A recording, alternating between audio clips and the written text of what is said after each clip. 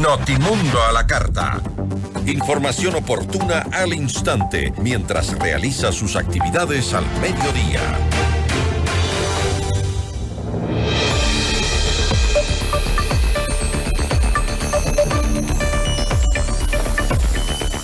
Las actividades de minería ilegal en la Amazonía ecuatoriana generan alertas que no han sido respondidas adecuadamente por las autoridades de ambiente, por un lado, y por las autoridades del Estado en general. Se pide respuestas, se pide el combate a la minería ilegal.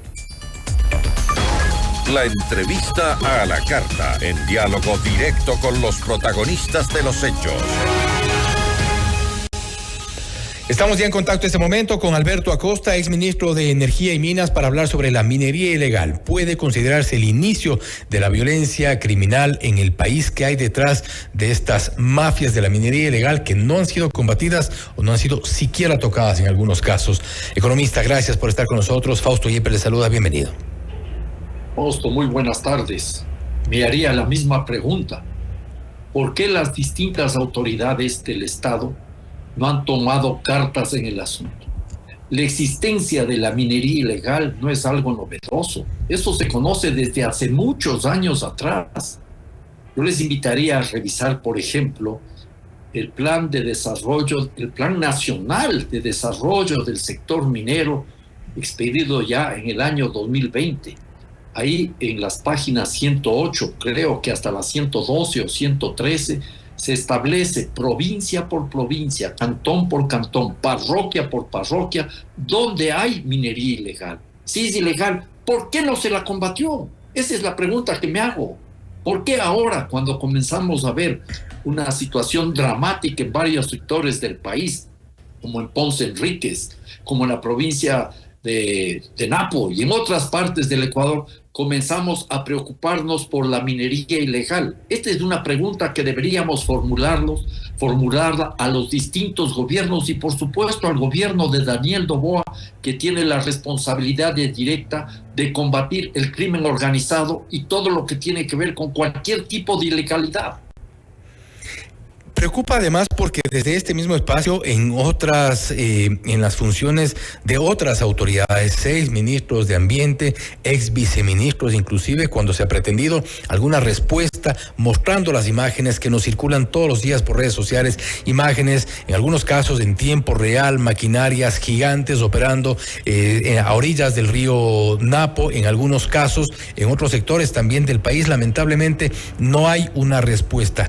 ¿Cuál sería eventualmente el mecanismo para exigir una respuesta a las autoridades? Porque parece que ni siquiera les importa en algún punto. O también, ya hay algo de eso, hay complicidad en algunos casos con autoridades locales, incluso con algunos miembros de las comunidades.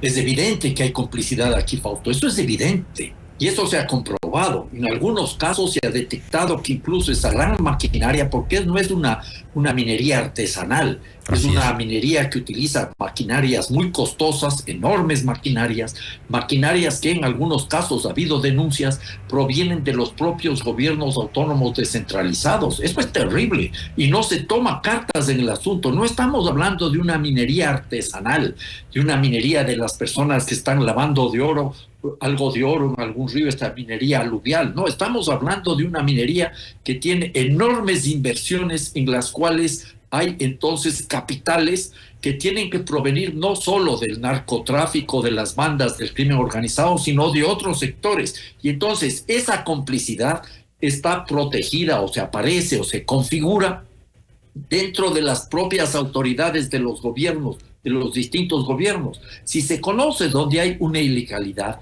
¿por qué no interviene el Estado en su conjunto? Empezando por la Fiscalía. ¿Por qué no interviene el Ministerio del Ramo? ¿Por qué no intervienen las Fuerzas Armadas que están obligadas a defender la integridad del territorio ecuatoriano? La defensa del territorio ecuatoriano debería manifestarse también impidiendo que éste sea depredado de una forma tan brutal y tan violenta. Pero claro, el problema aquí es que hay ciertas complicidades que también habría que irlas identificando. Sabemos, por ejemplo, que hay un boom de la exportación de oro en los últimos años en el Ecuador. Del año 2020 al 2023, según un estudio publicado por la revista Plan B, que es muy interesante y muy esclarecedor, el incremento de esas exportaciones de oro fue de casi 240%. Y hay 10 nuevas empresas que están exportando como 530 millones de dólares de oro en ese lapso, y entonces hay que preguntarnos si todo ese oro proviene de lo que se podría decir, entre comillas, producción legal, o es gran parte de ese oro proviene de este tipo de actividades. Y entonces de ahí aparece una serie de mecanismos a través de los cuales se va configurando un escenario perverso que va ocultando de dónde proviene el oro. Hay la falsificación de firmas, hay una serie de mineros artesanales falsos, compañías ficticias, con lo cual se va ocultando de dónde proviene este oro extraído ilegalmente. Y este es un asunto que no sucede solo en Ecuador, sino en América Latina. Vemos que en 5 países, me remito nuevamente a este estudio de Plan B, Venezuela, Colombia, Ecuador, Perú y Brasil, ha habido en 10 años, creo que es desde el año 2013 al 2023, una exportación de oro de más de 6,000 toneladas de oro, que es una cantidad enorme de oro que sale de nuestro país, una cantidad que más o menos representaría unos 160,000 millones de dólares en estos 5 países, pero casi la mitad proviene de actividades abiertamente ilegales. Y de paso, digamos que en nuestro Ecuador toda la minería, sin excepción, toda sin excepción, es ilegal, porque no cumple con la Constitución y tampoco con la ley.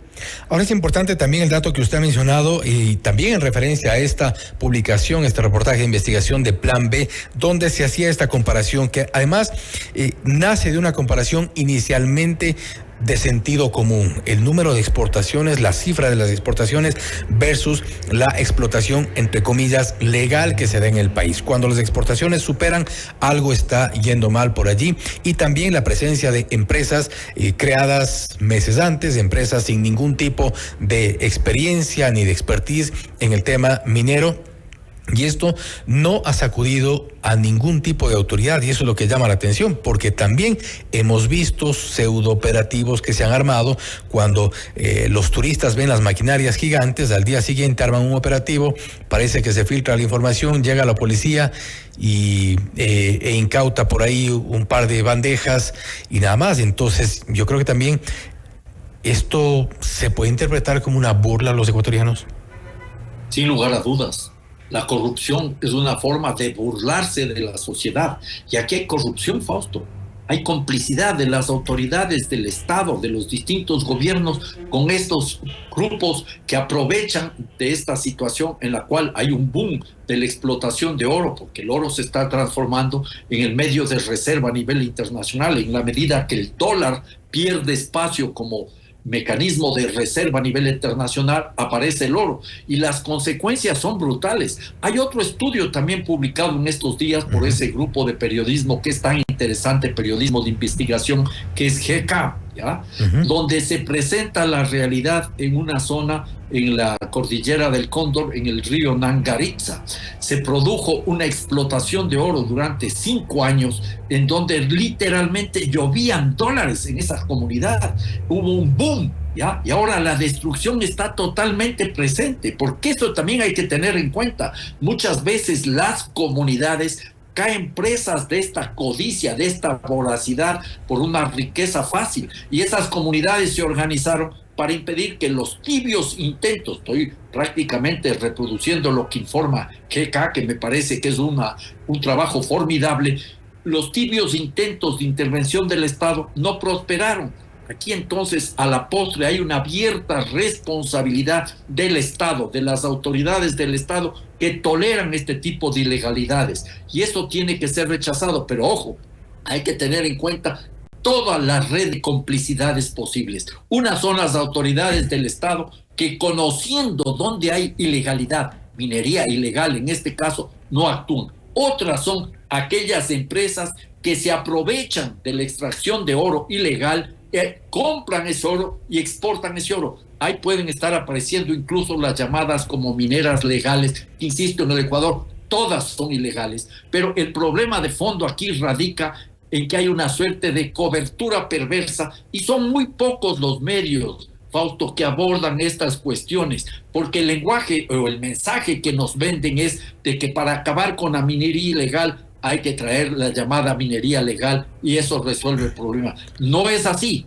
porque muchas veces la minería legal, no muchas veces, sino casi siempre, termina por afectar igualmente la naturaleza y a las comunidades. Y esa minería legal, entre comillas, lo de legal, es la que actúa muchas veces impulsando a los mineros ilegales o artesanales para abrir la puerta a su propia presencia. Y esto tenemos que denunciar y esto tenemos que reclamar en un país donde la minería no va a ser jamás la solución de nuestros problemas económicos. Ahora, para referirnos a la minería legal, a las empresas que todo el tiempo insisten en esta suerte de campaña para que la gente apoye la minería, entre comillas, llamada ilegal, así como usted lo ha mencionado. Debería ser también, o entendemos que debería ser la primera en oponerse a las actividades ilegales, la primera en pararse frente a las autoridades de ambiente, a las autoridades de gobierno, del interior, a la fuerza pública, para que pueda parar este tipo de actividades ilegales. Y de momento, hasta donde yo he visto, no los hemos identificado en este tipo de acciones. Cuando están enfrente a un medio de comunicación, se oponen fervientemente a la minería considerada como ilegal, a la realmente ilegal. Pero en la práctica no, porque muchas de esas empresas mineras consideradas como legales, entre comillas, están de una u otra manera sacando ventaja de la presencia de la minería ilegal. Sea porque la minería ilegal propiamente dicha genera estas destrucciones brutales y no deja ningún beneficio al Estado ecuatoriano, o sea porque las mineras legales, que son ilegales, están alentando a las mineras ilegales a que intervengan para aprovecharse de los minerales, en este caso oro, que están extrayendo. En este contexto es fundamental abrir la puerta, yo diría, a una gran auditoría de la minería en el Ecuador, porque la minería en el Ecuador no cumple con algunos mandatos básicos.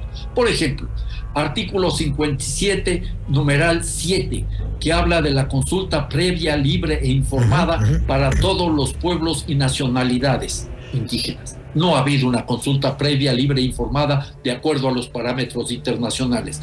Otro artículo que es violentado sistemáticamente, el 398, que habla de la consulta ambiental para el resto de las sociedades. Consulta ambiental no es una socialización, es otra cosa y no puede ser impuesta por la policía como sucede en Palo Quemado, en la provincia del Cotopaxi. Y hay un artículo que ninguna empresa minera cumple, ninguna, absolutamente ninguna. El artículo 408, que establece que el Estado tiene que recibir más del 50% de los beneficios, de las ganancias de cualquier proyecto extractivista, minero en este caso. Entonces, en ese escenario, en ese contexto, yo sí planteo como una alternativa una auditoría de toda la minería legal y un combate frontal a la toda minería ilegal, porque así no vamos a resolver los problemas con tantas complicidades, con tanto ocultamiento de la verdad.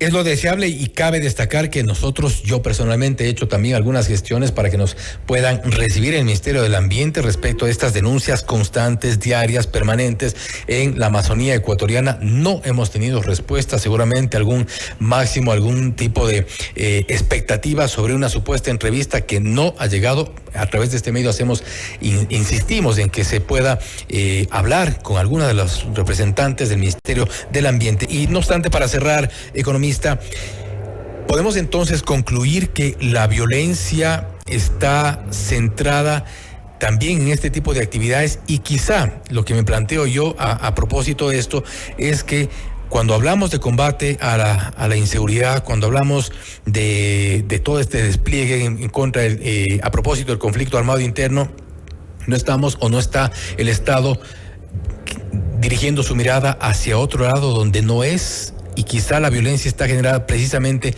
detrás en estas mafias de la minería ilegal. Así es.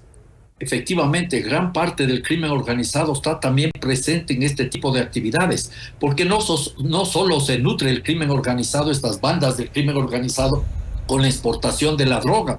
Hay otras formas de expresión del crimen organizado. Una es esta minería realmente ilegal, otra puede ser trata de personas, otra puede ser la venta de animales silvestres, otra puede ser la venta de armas, una multiplicidad de negocios, porque esa es la perversidad de ese sistema del crimen organizado, que en la práctica busca todos los mecanismos para lucrar, donde el Estado o es cómplice o mira para otro lado con su incapacidad para dar las respuestas adecuadas. Así que, Fausto, hay que seguir utilizando todos los espacios existentes para exigir a las autoridades el cumplimiento de lo que ordena la Constitución y la ley, la defensa del territorio nacional, la defensa de la vida de las comunidades y la defensa de los derechos de la naturaleza.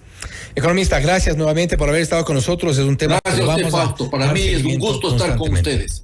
Nuevamente, gracias. Así el economista Alberto Acosta, exministro de Energía y Minas, hablando sobre la minería ilegal. Se considera ya el nicho de la violencia en nuestro país. Algunos de los datos que se han dado también a través de varios reportajes, por ejemplo, la publicación reciente de Plan B respecto de un tema de sentido común en inicio, la cantidad de exportaciones versus la cantidad de explotación de distintos minerales. Oro, por ejemplo, en nuestro país. Hay una diferencia allí en donde se está escapando, algo que seguramente no está al alcance de la vista, al menos, del Ministerio del Ambiente.